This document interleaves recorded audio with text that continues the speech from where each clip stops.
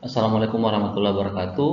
Hari ini kita akan membahas lebih tepatnya terkait tentang gerak dalam satu dimensi. Ya, jadi pembahasan kita adalah gerak dalam satu dimensi.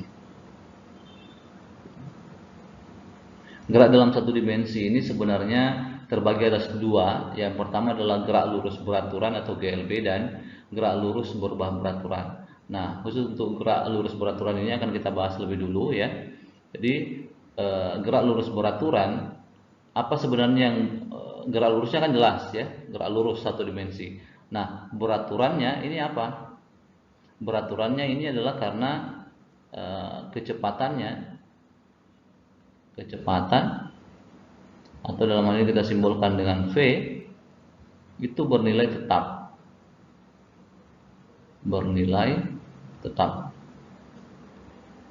ya, atau dengan istilah lain juga konstan. Bagaimana ilustrasinya? Misalkan ada sebuah kendaraan, kalau saja ini kotak ya, setiap satu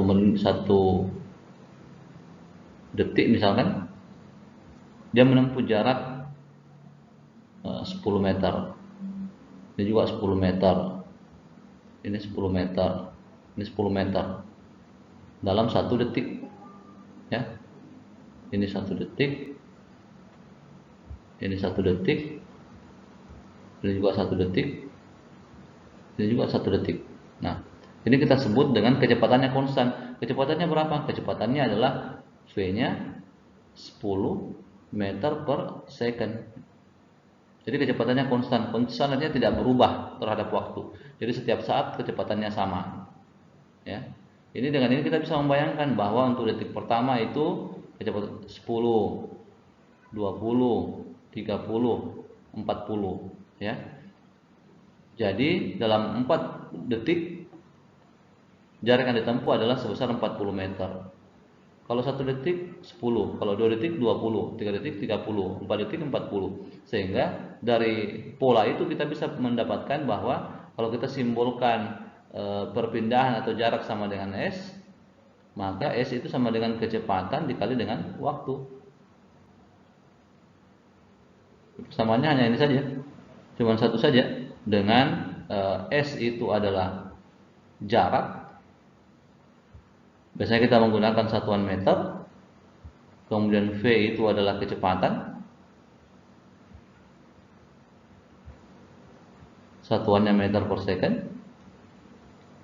Sedangkan T itu adalah waktu dalam satuan second atau detik ya. Ini bisa dibentuk lain, kita bagi-bagi ya. Kalau kita misalkan mencari V, maka yaitu menjadi S per T. Kalau kita mencari T, maka sederhananya itu menjadi S per V. Anggap saja kotak, saya kotak-kotak saja gitu ya. Tapi intinya persamaannya hanya satu untuk GLB ini ya. Yang perlu kita ketahui ya, hanya itu saja. Nah, untuk selanjutnya, misalnya ada contoh ini, misalkan ya, sepeda motor Pak Tirto menempuh jarak sejauh 4 kilometer. Berarti kita langsung ketahui ya. Ini diketahui cara kerjanya, kita harus saja diketahui S-nya sama dengan 4 kilometer ya. Nah, biasanya kita akan mengubah kilometer ini menjadi meter ya. Tapi ini pilihan ganda, di sini sudah disebutkan bahwa jawabannya itu kilometer per jam. Jadi tidak perlu kita ubah lagi karena ini sudah kilometer. Nah, selanjutnya ini T-nya sama dengan 10 menit. Nah, ini mungkin yang perlu kita ubah karena di sini jam. Nah, kalau 10 menit kita ubah ke jam, 10 menit ini kan seperenam ya. Jadi seperenam jam. Nah, ditanyakan apa? Ditanyakan kecepatannya, V-nya. V-nya kalau tadi lihat, kalau kita mau mencari V-nya itu adalah S per T. Jadi sehingga ini sama dengan S-nya 4 per 1 per 6. Ya sederhana saja, ini bisa lari ke atas, dikali berarti 24 km per jam. Nah, jawaban yang benar itu adalah A untuk kasus ini, untuk soal nomor satu ini ya. Nah, soal nomor 2 ini konsep ya. Suatu benda dikatakan bergerak apabila, jadi dalam fisika itu kita bisa secara kasat mata melihat sesuatu kita anggap bergerak dalam tanda kutip ya. Tapi kalau kita meninjau secara keilmuan fisika, boleh saja benda itu sedang tidak bergerak. Nah, bergerak atau tidak ini tergantung atau bergantung ya, bergantung pada apa yang kita sebut dengan titik acuan. Acuannya apa ya? Nah, kalau posisi kita berubah terhadap acuan itu, maka kita dikatakan bergerak. Tapi kalau sama-sama posisinya atau jaraknya tetap untuk titik acuan itu, ya maka itu tidak bisa dikatakan bergerak. Yang pertama kita cek satu-satu. Jarak benda tidak berubah terhadap benda lain. Ini salah, sudah jelas salah. Kedudukan berubah terhadap benda lain. Jarak ini kemungkinannya B ini. Jarak benda kadang berubah, kadang tetap terhadap benda lain tidak. Kedudukan benda tetap terhadap benda lain tidak. Nah, ini yang paling cocok, ini jawabannya adalah B. Kedudukan benda itu berubah terhadap benda lain. Dalam hal ini benda lain yang dimaksud itu adalah itu sebagai titik acuan untuk kasus ini. Ya. Seperti itu. Nah, saya next. Nah, ini contoh yang lain ini. Sebuah mobil bergerak dengan kecepatan 72 km per jam. Pada jarak 18 km dari arah yang berlawanan, sebuah mobil bergerak dengan kecepatan 90 km per jam. Arah berlawanan ya. Nah, kapan dan di manakah kedua mobil tersebut akan berpapasan? Nah, ketika menemukan persoalan seperti ini, itu akan lebih mudah kalau kita menggambarkan dulu situasinya.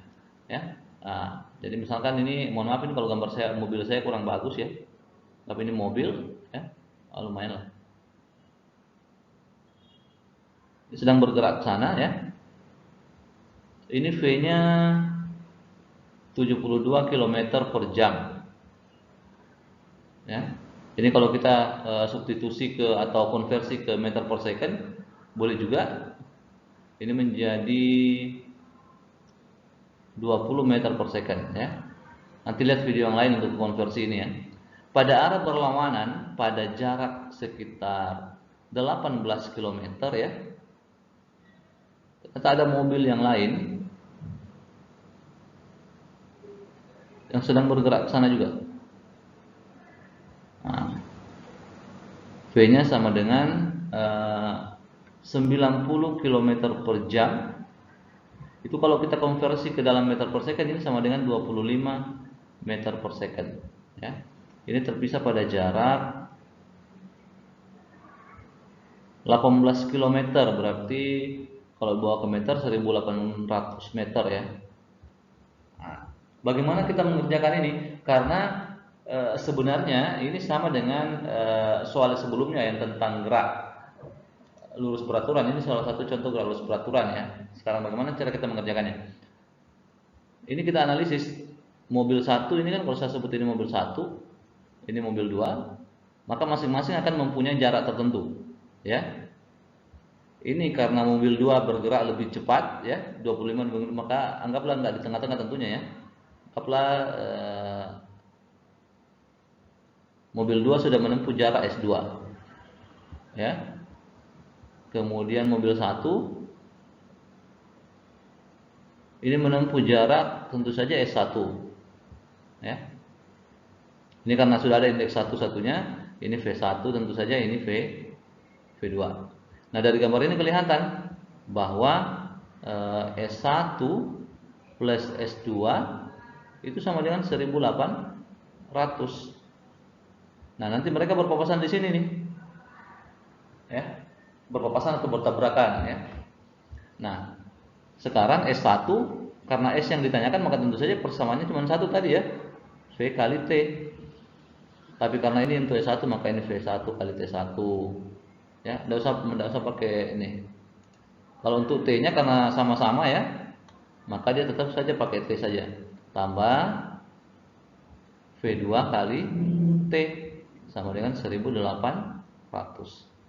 Ini menjadi, kalau V1-nya ini menjadi 20 dikali dengan T, tambah 25 dikali dengan T, ini sama dengan 1800. Ini menjadi 45 T sama dengan 1800, sehingga T-nya itu sama dengan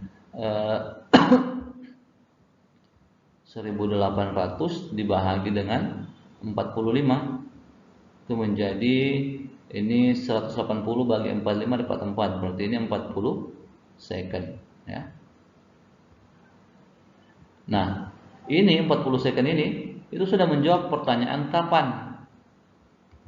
Ya, pertanyaan kan dua, kapan dan di mana. Berarti kalau kapan artinya bertanya waktu. Nah, sekarang di mana? Di mana artinya dia bertanya posisi. Kita bisa menghitung S1. S1 sama dengan V1 dikali T.